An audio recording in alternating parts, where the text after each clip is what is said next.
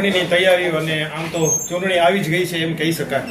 કઈ રીતે press conference રાખવામાં આવીને શું કારણ હતું એનું? નમસ્કાર તમામ સાથી મિત્રોને. આજની આ પ્રેસ મિટિંગમાં ઉપસ્થિત અમારા ગુજરાત પ્રદેશના પ્રભારી જાસીનભાઈ ગજર સાહેબ, ભાઈ શ્રી રામદેવસિંહભાઈ, ગનીભાઈ, લાખાજીભાઈ, તમામ પ્રેસ મીડિયાના મિત્રો, આજે આપણે ખાસ આજની પ્રેસ મિટિંગ કે તાલુકા પંચાયત, જિલ્લા પંચાયત અને નગરપાલિકાની સ્થાનિક સ્વરાજની ચૂંટણીઓની જાહેરાત થઈ ચૂકી છે. થોડા દિવસમાં ઉમેદવારી ફોર્મ પર ભરાવાના છે. અમારી સેન્સ પ્રક્રિયાઓ પૂર્ણ થઈ ગઈ છે અને આ વખતે લોકોએ મન બનાવી લીધું છે કે આ સ્થાનિક સ્વરાજની ચૂંટણીઓમાં કોંગ્રેસ પક્ષને આશીર્વાદ આપશે. કોંગ્રેસ પક્ષના ઉમેદવારો વધારે વિજય થશે, જીત મેળવશે અને તાલુકા પંચાયત, જિલ્લા પંચાયત અને નગરપાલિકામાં કોંગ્રેસનું શાસન આવશે. જેનું મુખ્ય કારણ આપને કહીશ કે આ શાસનથી લોકો ત્રાસી ગયા છે. આ સરકારમાં ખેડૂતો ઉપર જે અત્યાચારો કરવામાં આવ્યા છે, ખેડૂતોને મહિનાઓ સુધી આંદોલનો કરવામાં પડ્યા છે, તેમ છતાં સરકારના પેટનું પાણી હલ્યું નથી. એની રાહ ખેડૂતો જોઈ બેઠા છે અને ખેડૂતો મોટું પરિવર્તન આ સ્થાનિક સ્વરાજની ચૂંટણીઓમાં કરવાના છે. એવી જ રીતે યુવાનોની બેરોજગારીનો પ્રશ્ન હોય, ગ્રેજ્યુએશન કર્યા પછી 8-10 હજારની નોકરી પણ યુવાનોને મળતી નથી. તો અત્યારે યુવાનોની હાલત કેવી ખરાબ આ સરકારે કરી છે, એના માટે અત્યારે યુવાનો પણ રાહ જોઈ બેઠા છે. અત્યારે કચ્છ જિલ્લામાં દારૂ અને ડ્રગ્સનું પ્રમાણ પણ એટલું બધું વધી ગયું છે કે યુવાનો દિવસા દિવસ તમારે અત્યારે નશાને રવાડે ચડતા જાય છે. તો આ પણ એક આપણા જિલ્લા માટેનું ખરાબમાં ખરાબ બાબત છે. તો આ પણ એક મુખ્ય મુદ્દો બની રહેશે.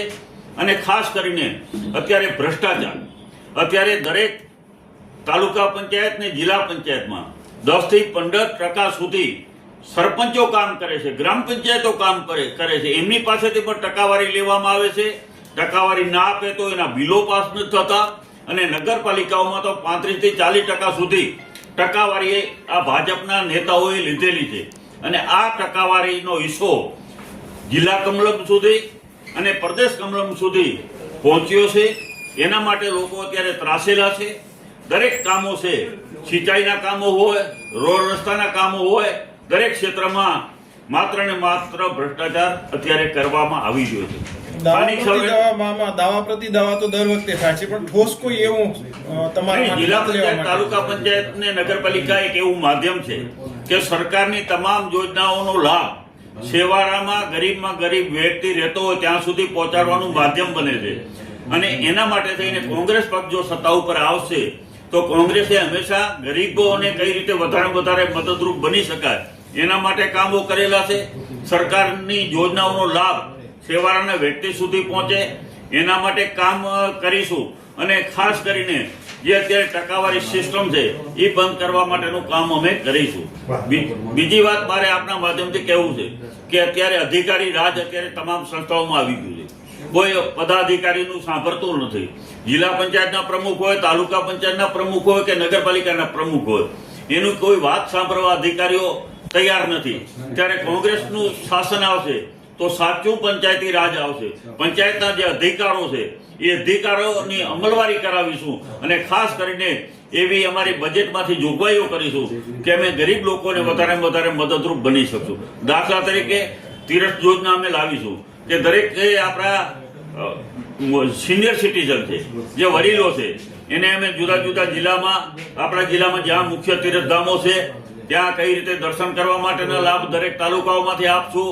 અનેક યોજનાઓ એવી છે, વિધવા સહાય છે કે મકાનોમાં આપણે જરૂર પડે તો ગરીબ લોકોને મકાનો માટેની કઈ રીતે એમાં અમે અમારા બજેટમાંથી જોગવાઈ કરી શકીશું. તો અનેક એવી યોજનાઓ છે કે જે પંચાયતી રાજના થકી આપણે કરી શકશું.